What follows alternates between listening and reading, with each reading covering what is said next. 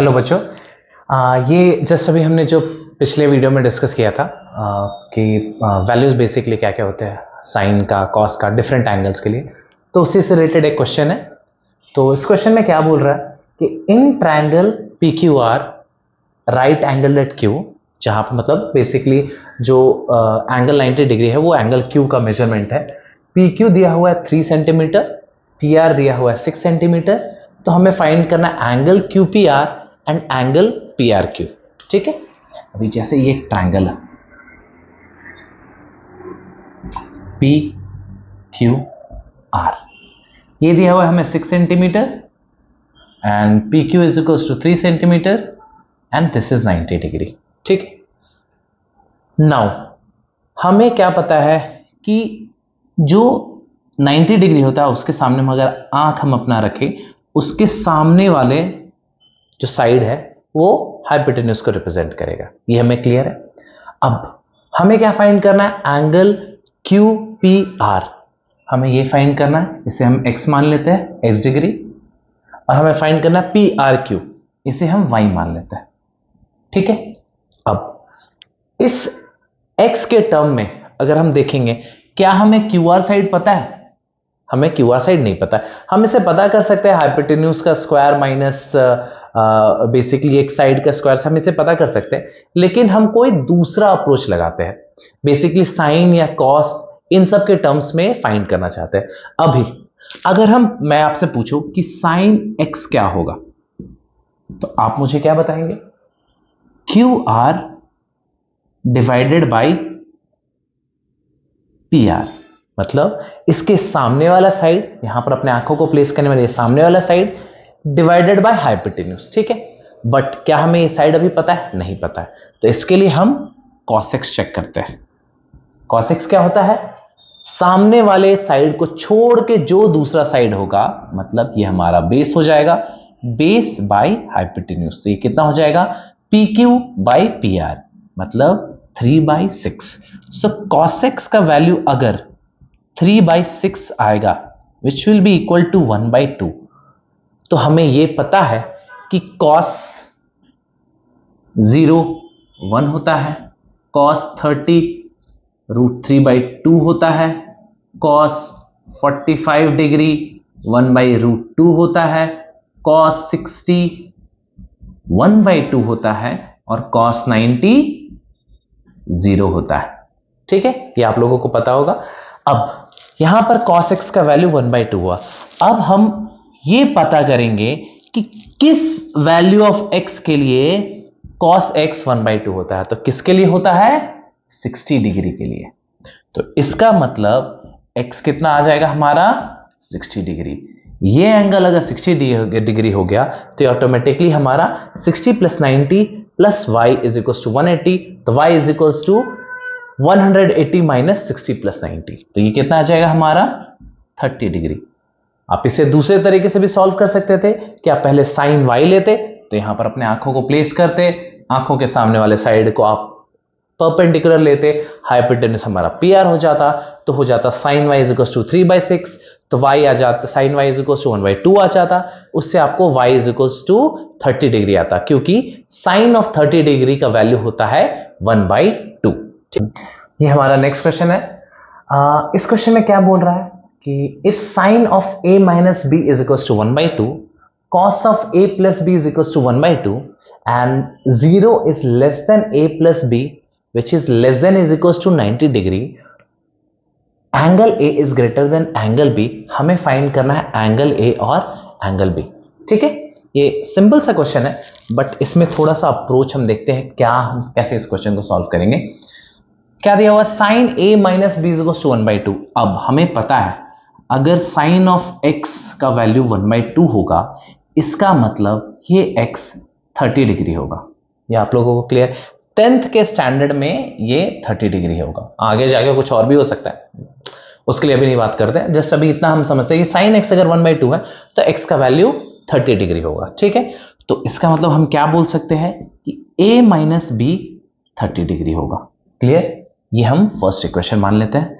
अब now next क्या देगा, cos a plus B is to 1/2। अब हमें क्या पता है कि अगर cos के किसी वैल्यू का वैल्यू अगर 1/2 के बराबर है, इसका मतलब वो एंगल 60 डिग्री होगा। तो यहां पर हम क्या बोल सकते हैं, a plus B is equals to 60 degree.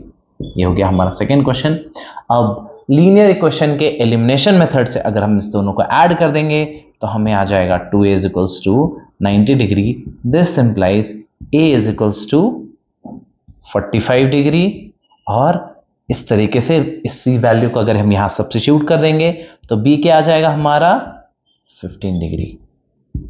ठीक है, ये भी क्वेश्चन क्लियर होगा आप लोगों को।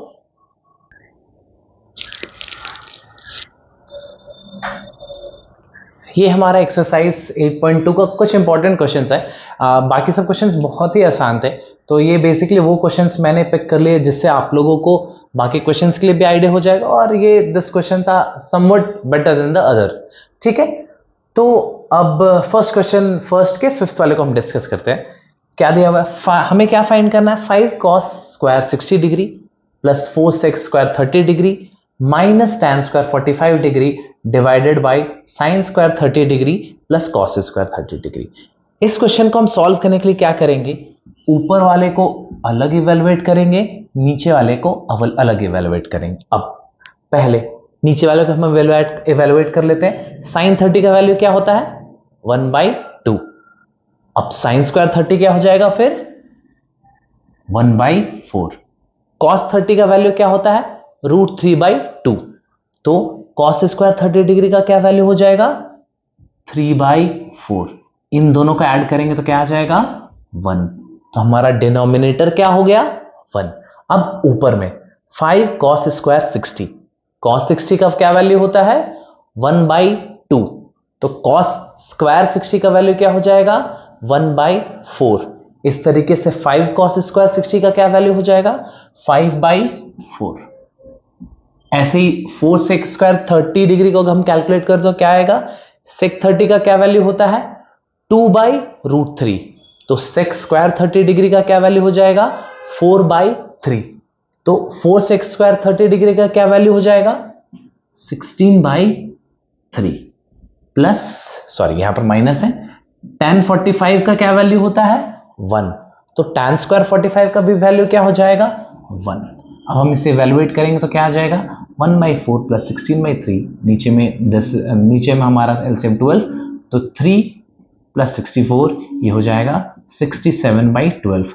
अगर कुछ गलती हुआ तो आप चेक कर लीजिएगा, बट ये है हमारा प्रोसेस इवेल्युएशन का। ठीक है, अब नेक्स्ट क्वेश्चन हमें क्या पूछ रहा है कि sin 2a अगर 2 sin a के बराबर है तो a का वैल्यू क्या होगा। ठीक है, हम लोगों को a में क्या क्या पता है, a में हम क्या क्या रख सकते हैं जिसका वैल्यू हम लोगों को पता है 0 degree 30 degree 45 degree 60 degree and 90 degree. ठीक है, तो हम लोग स्टार्ट करते हैं कोई रैंडम वैल्यू, जैसे मैंने 45 ले लिया। ठीक है, अब sin 2 ऑफ a, इसका मतलब क्या होगा sin 2 ऑफ a, जहां पर a 45 डिग्री है, इसका मतलब होता है sin 2 इंटू 45 डिग्री। तो ये कितना हो जाएगा sin of 90 degree which will be equal to 1। ये क्लियर होगा आप लोगों को। मैंने क्या किया, sin 2a में पहले a को 45 सब्स्टिट्यूट किया, अब sin of 2 into a find करना है। 2 इंटू a मतलब 2 इंटू 45 डिग्री, तो sin of 90 degree which will be equal to 1। अब राइट साइड में क्या दिया हुआ 2 इंटू साइन ऑफ a का वैल्यू कितना है 45 डिग्री, तो sin ऑफ a क्या हो जाएगा sin of 45 degree that is 1/√2। ये कितना आ जाएगा 2 into 1/√2 that will be equal to √2।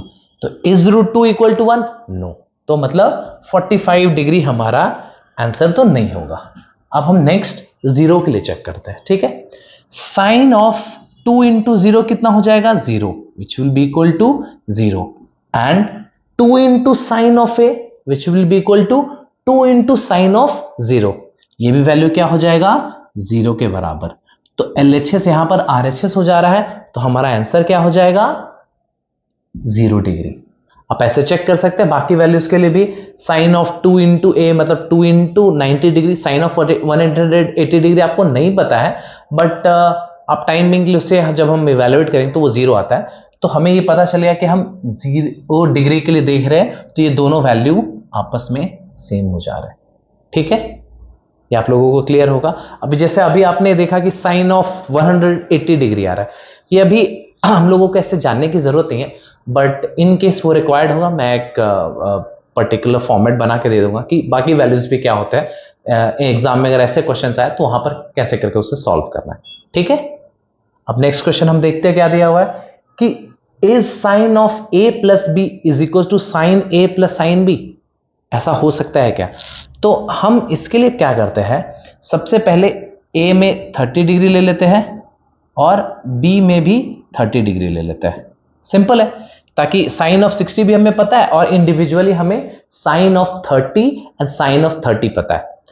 अब यहां पर आप लोगों का यह क्वेश्चन आ सकता है कि मैंने यहां पर 45 डिग्री क्यों नहीं लिया, या मैंने यहां पर 60 डिग्री क्यों नहीं लिया। आप यहां पर 60 डिग्री तो ले सकते थे बी के लिए, लेकिन मैंने 45 इसलिए नहीं लिया क्योंकि आपको साइन 75 डिग्री का वैल्यू अभी नहीं पता है। इसके लिए मैंने क्या किया है, यहां पर दोनों वैल्यू को 30 डिग्री लिया। आप चाहते तो ए को 30 और बी को 60 भी ले सकते थे। ठीक है, अब पॉइंट ये भी आ रहा है कि इसको मैंने 0 और इसको मैंने 30 क्यों नहीं लिया है। यहां पर इशू ये होगा कि अगर आपने इसको 0 लिया और इसको 30 लिया तो ये मिलके साइन ऑफ 30 ही आ जाएगा, और राइट साइड में भी ये साइन ऑफ 0 0 बन जाएगा और ये फिर साइन ऑफ 30 रह जाएगा। तो कुछ वैल्यूज के लिए तो ये ट्रू बैठ रहा है, लेकिन हमें हर वैल्यू के लिए चेक करना है। तो मैंने एक ऐसा वैल्यू उठाया है जिससे यहां पर सम भी डिफरेंट आ जाए और यहां पर इंडिविजुअली भी जो वैल्यू हो वो डिफरेंट हो। इसके लिए मैंने ए को 30 डिग्री लिया है, बी को भी 30 डिग्री लिया है, या मैं ए को 60 लूं और बी को 30 ले लूं। ठीक है, तो अब साइन ऑफ, मैं इसको रब कर देता हूं थोड़ा सा,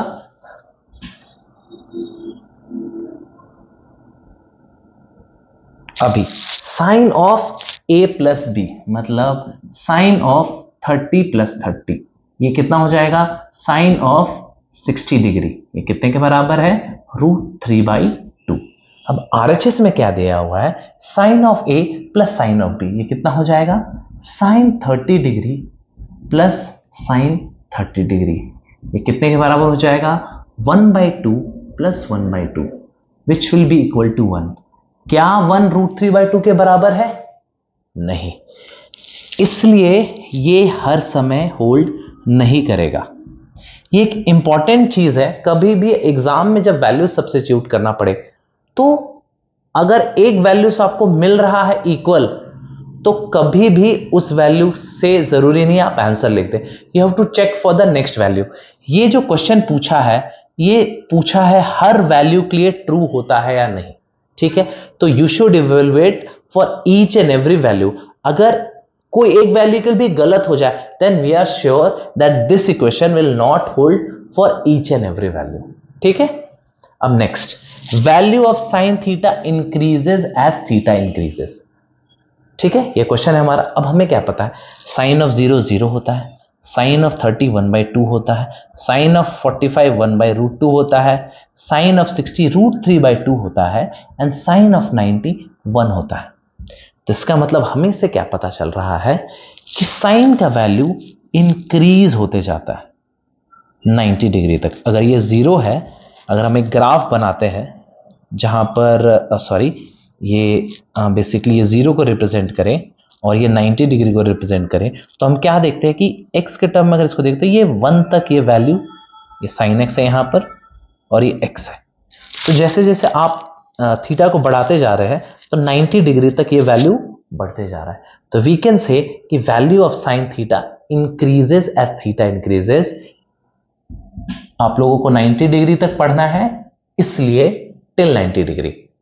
अभी तक के लिए आपको यह मान के चलना है कि हम लोगों को जो बोर्ड में पूछा जाता है वो 90 डिग्री तक के लिए जाना है। तो value of sine theta increases as theta increases, this is true for all values till 90 degree, and what we have to study in class 10 is also valid till 90 degree only। ठीक है, अब cos के case में क्या होता है, cos के case में हमें यह पता है कि जो वैल्यू है वो उल्टा होता है, कि सबसे पहले cos 0 1 होता है, cos 30 √3/2 होता है, cos 45 1/√2 होता है, cos 60 1/2 होता है एंड cos 90 0 होता है। तो इसका मतलब cos का वैल्यू डिक्रीज करता है, ना कि इंक्रीज।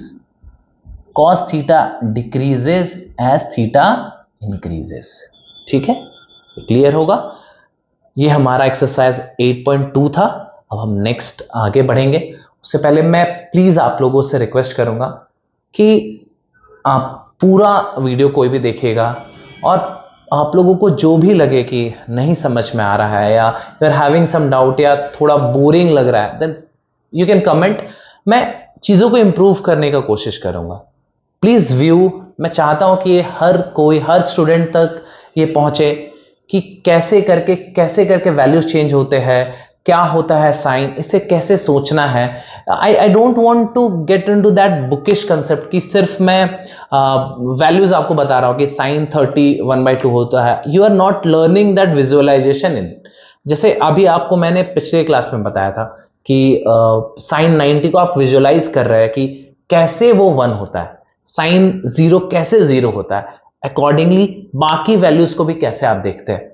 तो I want that concept should reach you, ताकि 11th 12th में भी आपको इसका आइडिया रहे and you will be easily able to grasp this kind of chapters. तो please watch the videos, please subscribe the channel and for any problems and any queries आप please directly comment कर सकते हैं। Okay, thank you.